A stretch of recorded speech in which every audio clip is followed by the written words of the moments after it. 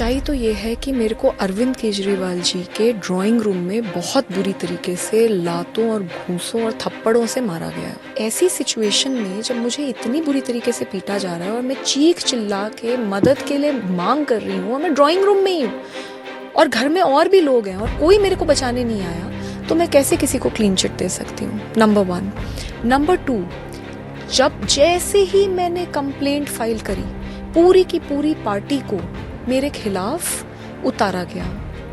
बार बार मेरा character assassination करा गया, बार बार मेरा विक्टिम शेमिंग करी गई। भाई मैं भी अंदर तक अगर ड्राइंग रूम तक गई तो मेरे को एंट्री दी तभी तो मैं अंदर गई, नहीं तो मुझे गेट पे ही रोक देते, मैं गेट से ही चली जाती।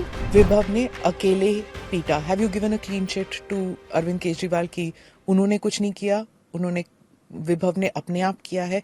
Who did what? देखिए, मैं किसी को भी क्लीन चिट नहीं दे रही। सच्चाई तो ये है कि मेरे को अरविंद केजरीवाल जी के ड्राइंग रूम में बहुत बुरी तरीके से लातों और घूंसों और थप्पड़ों से मारा गया है और ये बात एमएलसी में भी निकल कर आई है। MLC, just for viewers, medico legal case. हाँ जी। तो इतनी मेरे को, मतलब 4 दिन बाद मेरी एमएलसी हुई, उसमें भी मेरी इंजरीज निकल कर आई हैं। तो ऐसी सिचुएशन में जब मुझे इतनी बुरी तरीके से पीटा जा रहा है और मैं चीख चिल्ला के मदद के लिए मांग कर रही हूँ और मैं ड्राइंग रूम में ही हूँ और घर में और भी लोग हैं और कोई मेरे को बचाने नहीं आया, तो मैं कैसे किसी को क्लीन चिट दे सकती हूँ? नंबर 1। नंबर 2, जब जैसे ही मैंने कंप्लेंट फाइल करी, पूरी की पूरी पार्टी को मेरे खिलाफ उतारा गया। बार बार मेरा कैरेक्टर असैसिनेशन करा गया, बार बार मेरा विक्टिम शेमिंग करी गई। एडिटेड वीडियोस जो अब कहते हैं जी सोर्स ही नहीं है, उनको मीडिया में लीक करा गया। सीसीटीवी फुटेज बता रहे हैं कि गायब करे गए। वो जो आरोपी है उसको दोबारा क्राइम सीन पे बुलाया गया और फिर वो टैंपर करेगा एविडेंस और या नहीं करेगा। व्हाई यू सेइंग बुलाया गया? क्या वो खुद नहीं जा सकता था? वो कैसे जा सकता है अगर कोई उसको अंदर ना आने दे? तो ये सीएम हाउस की बात कर रहे हैं हम, एंड ये भी पता है कि 2 महीने पहले उसका ही is no longer the PS. तो ऐसी थोड़ी ना, आप जाके देख लीजिए, कोई भी जाके देख लीजिए, क्या सीएम हाउस में कोई भी ऐसे घुस सकता है? भाई मैं भी अंदर तक अगर ड्राइंग रूम तक गई तो मेरे को एंट्री दी तभी तो मैं अंदर गई, नहीं तो मुझे गेट पे ही रोक देते, मैं गेट से ही चली जाती। फिर आपके बयान अलग अलग क्यों थे कि सीएम ने पिटवाया? You know the 3 things that you said, विभव, सीएम और विभव ने पिटवाया, विभव से पिटवाया गया, विभव ने अकेले पीटा। सो जो फर्स्ट 2 कॉल्स हैं, पहली बात तो मुझे समझ नहीं आ रहा था कि मैं जब 112 नंबर पे कॉल कर रही थी वो वहीं खड़ा था। मैं बहुत एजिटेशन और डर में थी कि मेरा फोन खींचेगा और मुझे फिर पीटेगा। तो उसमें मैंने उस समय बहुत एजिटेशन में और बहुत डर में, and I was already in pen and trauma, तो मैंने 2 बातें बोली हैं। मुझे नहीं पता कि वो 1 बोली है 2 बोली है, मैं उसको लेके I am not very sure, क्योंकि मुझे ऐसा लगा, वही मेरे को लगता है, मेरे को ऐसा लगा कि शायद 1 कॉल मेरी लगी नहीं, मैंने इसलिए दोबारा बोला। बट उस समय मैंने यही बोलने की कोशिश की कि अरविंद जी ने विभव से मुझे पिटवाया, क्योंकि उस समय मुझे यही, उस वक्त I felt that. But at the end of the day today I have filed a proper complaint and उसके ऊपर इन्वेस्टिगेशन अभी चल रही है। और मैं अब इस बारे में कि मेरे को किसने पिटवाया, क्यों पिटवाया, कब पिटवाया, मैं अब इसके बारे में बात नहीं करूंगी, because there is an investigation that is ongoing and I would like to participate in it. What was the delay? You know, आप अपने घर गए और उसके बाद, I mean, you worked with so many victims, you know this, that sometimes immediately नहीं complaint होता, you feel alone or whatever the reason. It took a lot of persuasion for people to get you to come out and speak about it. What was that trigger कि आप बोले नहीं, and what was the trigger जब आप बोले? वो delay क्यों हुआ? जी, मैं अरविंद जी के घर से निकलकर जब पुलिस स्टेशन पहुंची, सिविल लाइंस पुलिस स्टेशन, तो वहां पे एसएचओ के सामने मैं बहुत बुरी तरीके से रो रही थी। मैं फूट फूट के रो रही थी और मैंने उन्हें सब बताया कि मेरे साथ क्या क्या हुआ। पर उसी वक्त एक तो जो पेन और ट्रॉमा है वो सिंक इन कर रहा था। उसी वक्त मेरे पास मीडिया के बहुत सारे कॉल्स आने लग गए। जैसे ही मैंने मीडिया के कॉल्स देखे, मैं घबरा गई, क्योंकि मुझे इस बात की डर लगा कि इलेक्शन का टाइम है and I don't want to politicise what happened to me. So at that moment I decided that I will leave. तो मैं घर गई उसके बाद पार्टी के वरिष्ठ नेता मेरे घर आए, मुझे बोला गया कि पार्टी इसके ऊपर एक्शन लेगी, सख्त से सख्त एक्शन लेगी, क्योंकि उन्होंने मेरी हालत देखी। They came inside your house. Yes they did. कितने लोग आए थे? थे कुछ लोग। Okay. तो उस टाइम वो they had sympathy with you. They had, because अगर आप देखें तो संजय सिंह जी आए थे मेरे घर पे, उन्होंने मेरा हाल देखा, उन्होंने देखा कि जो लड़की एक फाइटर है हमेशा, आज वो एक विक्टिम बन गई। उन्होंने वो सब कुछ देखा, मैं रो रही थी, मैं पेन में थी, और मैं बार बार सबको बता रही थी कि मेरे साथ क्या हुआ। उन्होंने मेरा हाल देखकर वो अरविंद जी के घर पे भी गए, उन्होंने विभव से भी बातचीत करी, ऐसा उन्होंने मुझे बताया। और उसके बाद सब कुछ देखकर अगले दिन उन्होंने एक प्रेस कॉन्फ्रेंस भी करी, जिसमें उन्होंने ये बात मानी कि स्वाति इस देश में महिलाओं के लिए एक बहुत मुखर आवाज है, और उसके साथ बहुत ज्यादा मारपीट हुई, और इसीलिए अरविंद जी संज्ञान ले रहे हैं और अरविंद जी विभव के खिलाफ एक्शन लेंगे। ये प्रेस कॉन्फ्रेंस पूरे देश ने देखी है। मुझे बोला गया कि आप कंप्लेंट मत कीजिए, हम एक्शन लेंगे। पर अगले ही दिन हमने देखा कि किस तरीके से विभव कुमार लखनऊ में इन लोगों के साथ दिखे।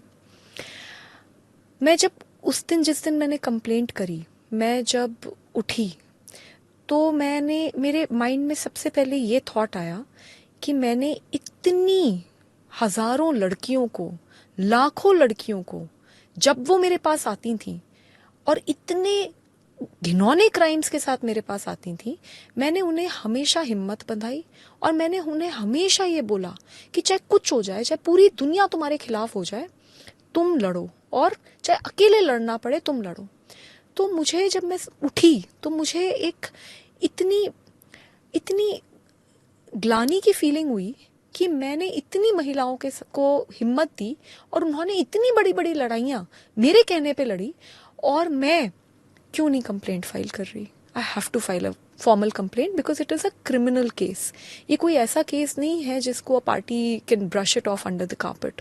तो इसलिए मैंने उस दिन कंप्लेंट फाइल करी, और मेरे अंदर ये थॉट बार बार आ रहा था कि जो आदमी इतनी हिम्मत दिखा सकता है कि वो सीएम के ड्राइंग रूम में मेंबर ऑफ पार्लियामेंट को, farmer chairperson of Delhi commission for women को इतनी बुरी तरीके से पीट दे, तो वो एक आम महिला के साथ क्या करेगा।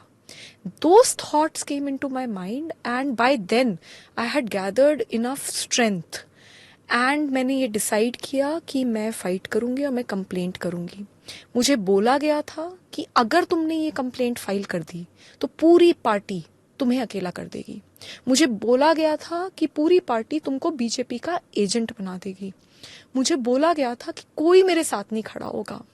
फिर भी मैंने ये नहीं सोचा कि मेरा क्या होगा, मेरे करियर का क्या होगा, मेरे साथ ये लोग क्या करेंगे।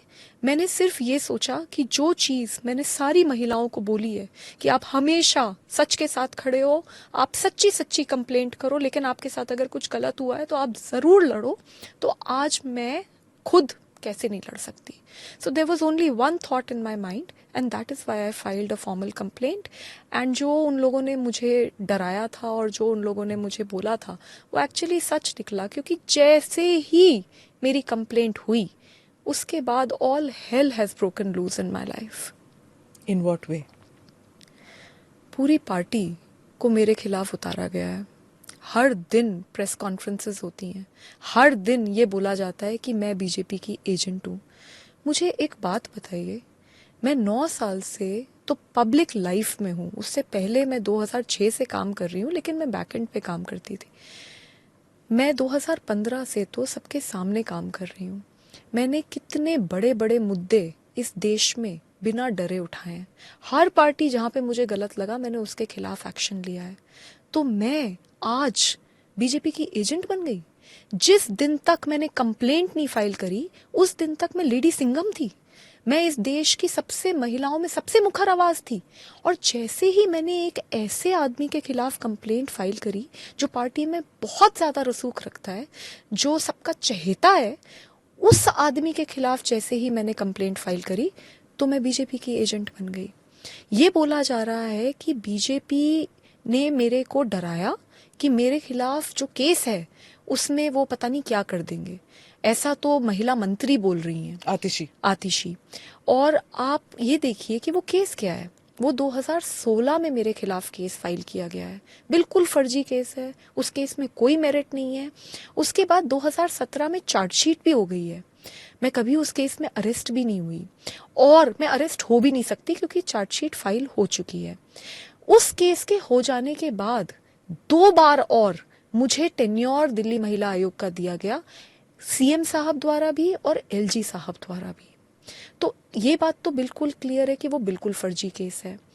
1.5 साल पहले हाईकोर्ट ने उस केस में स्टे लगाया है और वो स्टे में हाईकोर्ट ने ये बात मानी है कि जब कोई पैसे का लेन देन ही नहीं हुआ तो काहे का करप्शन। तो जिस केस में ऑलरेडी हाईकोर्ट स्टे दे चुका है, उस केस की वजह से मैं डर जाऊंगी। मुझे लगता है पूरे देश को ये बात याद होगी कि जब पिछले साल मैं मणिपुर गई थी, वहां पे बिल्कुल वॉर जोन जैसे हालात थे। मैं जब वहां पहुंची, गोलीबारी इधर उधर सब जगह चल रही थी। अकेली अपनी एक साथी दिल्ली महिला आयोग की मेंबर वंदना सिंह के साथ मैं वहां पहुंची थी। जब हम वहां पहुंचे, AK-47 लेके लोग घूम रहे थे, गोलियां चल रही थी, बिना सिक्योरिटी के, बिना बुलेट प्रूफ जैकेट के, बिना बुलेट प्रूफ गाड़ी के। वहां पर तब तक चीफ मिनिस्टर भी नहीं पहुंच पाए थे। हम लोग अकेले गए। तो जो लड़की मरने से नहीं डरती, वो एक फर्जी केस से डर जाएगी? किस तरीके की बातें की जा रही है?